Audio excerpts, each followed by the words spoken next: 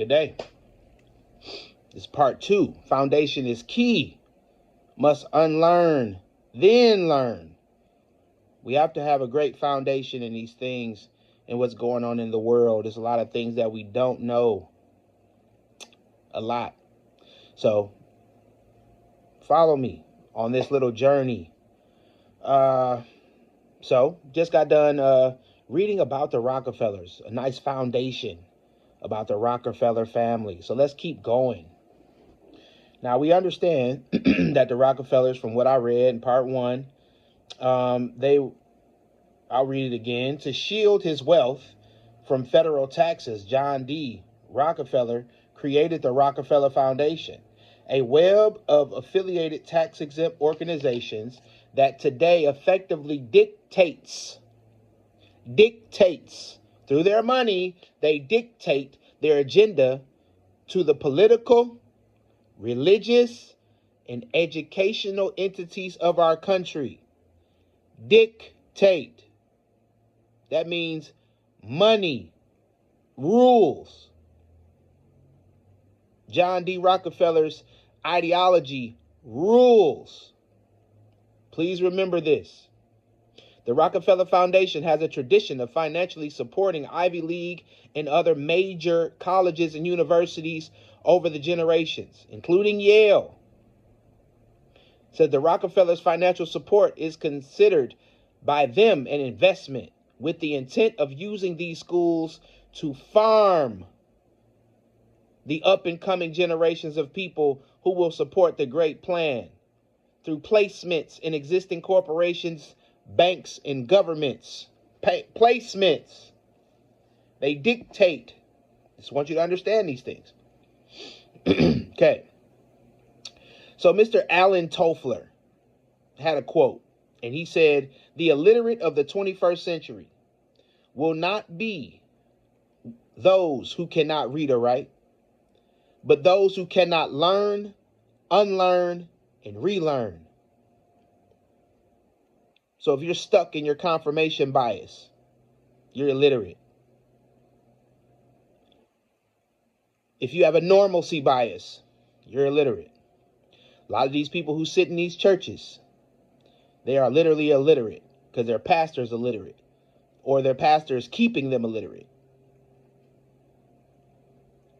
But we're going to get to that. Remember, he donated to religious, political, and educational entities. So let's start with, he funded the AMA, the American Medical Association. Now, this is straight from Wiki, and you can go look these things up yourself. Now, John D. Rockefeller played a significant role in shaping modern Western medicine by influencing the American Medical Association and promoting allopathic medicine through the Flexner Report, which criticized alternative healing practices as in the Bible and what God told you to do. His financial support helped standardize medical education and consolidate the medical profession, leading to the dominance of conventional medicine in the United States. Wow. Look what that means. Fair use. Educational purposes only. First, we've got population. Now, the world today has 6.8 billion people. That's headed up to about 9 billion. Now, if we do a really great job on new vaccines, healthcare, reproductive health services, we could lower that by perhaps 10 or 15%.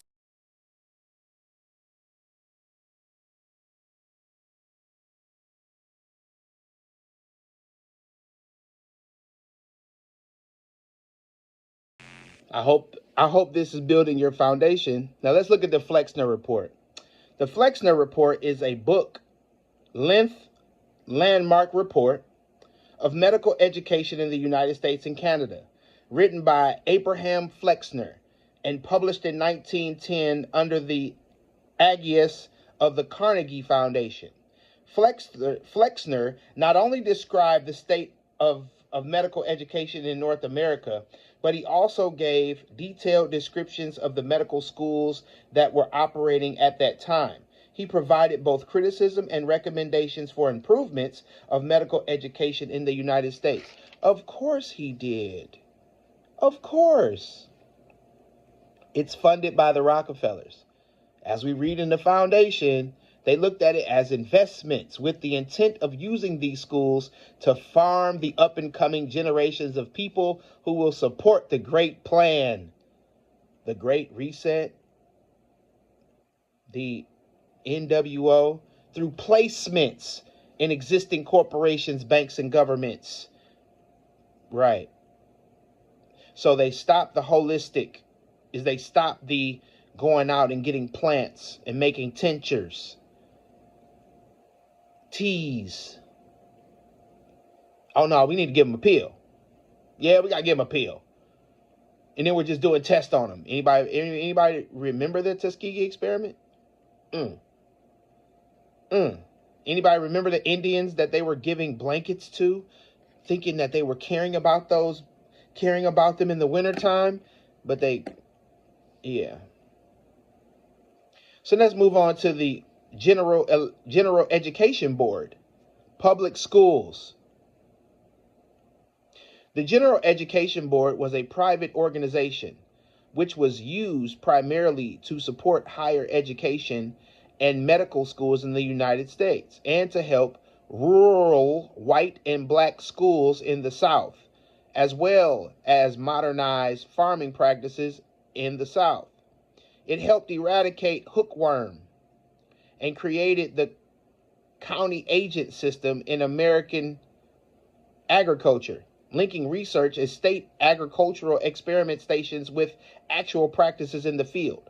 The board was created in 1902 after John D. Rockefeller donated an initial $1 million, that is equivalent to $36,342,300 in 2024.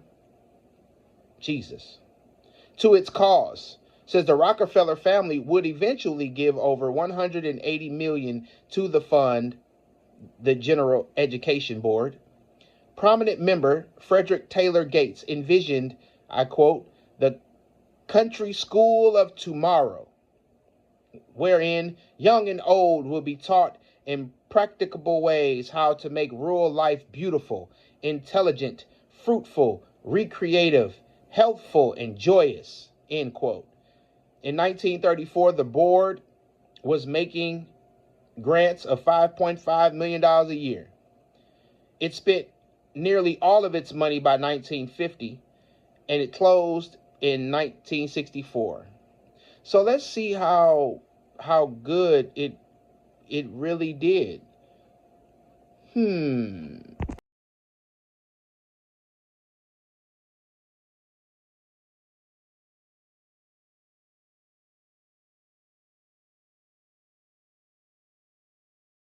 Right. Can't read. Can't write.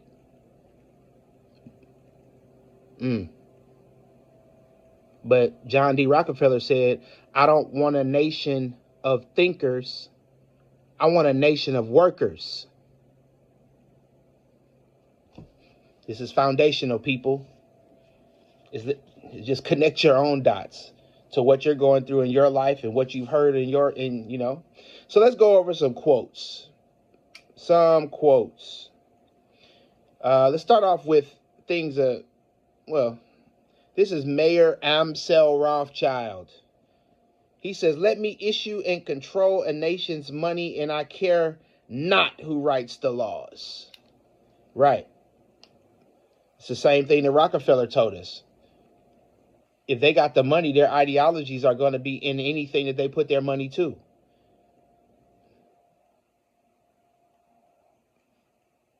For sure. But it gets deeper. Let's go to Adam Weishaupt. Adam Weishaupt started the Illuminati on May 1st, 1776. The reason why he's important is because he was sent by the Rothschilds. He says, here's 5 quotes of his. Number 1, it is necessary to gain the common people to our order.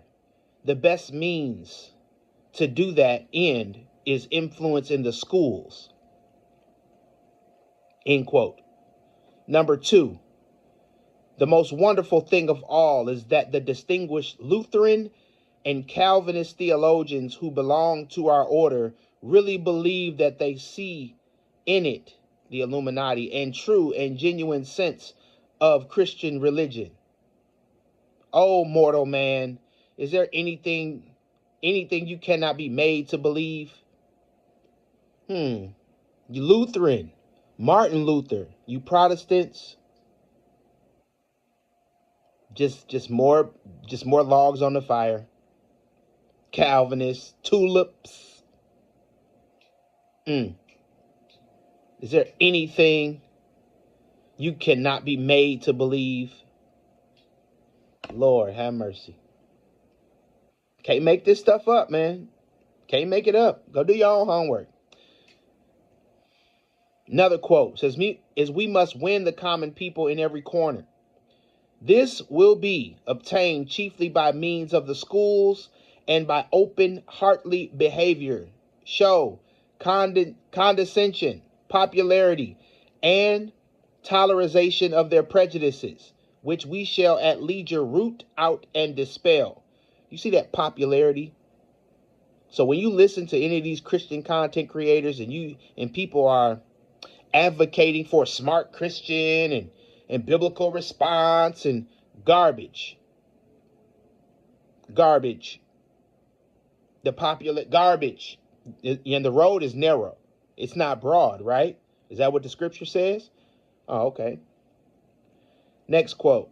I am proud to be known to the world as the founder of the Illuminati. This is Adam Weishaupt here. Next quote, last one.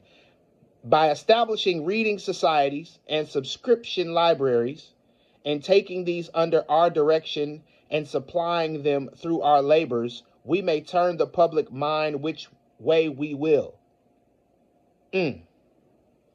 Sounds like the same thing that John D. Rockefeller was touting. Right, because the Rothschilds are in London and the Rockefellers are over here. Two wings of the same bird. Now, here's 5 quotes from Mr. John D. Rockefeller.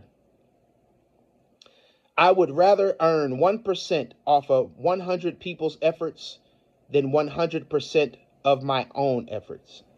Whoa. Another quote. Success comes from keeping the ears open and the mouth closed. End quote. Nobody does anything if he can't get anybody else to do it. Whoa. How much money does it take to make a man happy? Just $1 more. And the infamous, I don't want a nation of thinkers. I want a nation of workers. Do y'all understand? Is anything linking in the deceptions that you have maybe endured, going to school, going to college, listening to people communicate? Is it starting to click yet?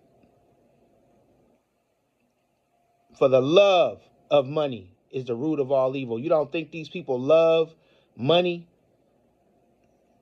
The richest family in the world,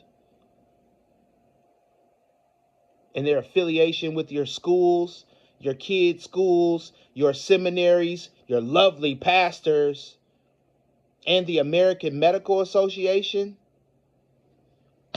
Roll up your sleeve. You don't think this has all been planned for a very long time, people?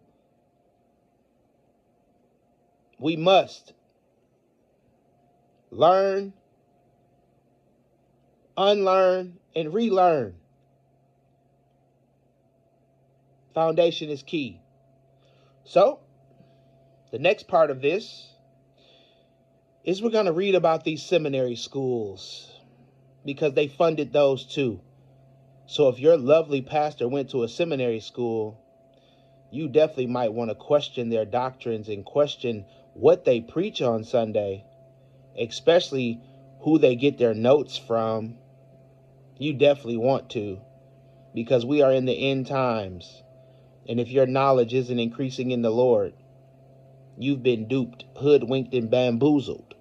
Let's get it.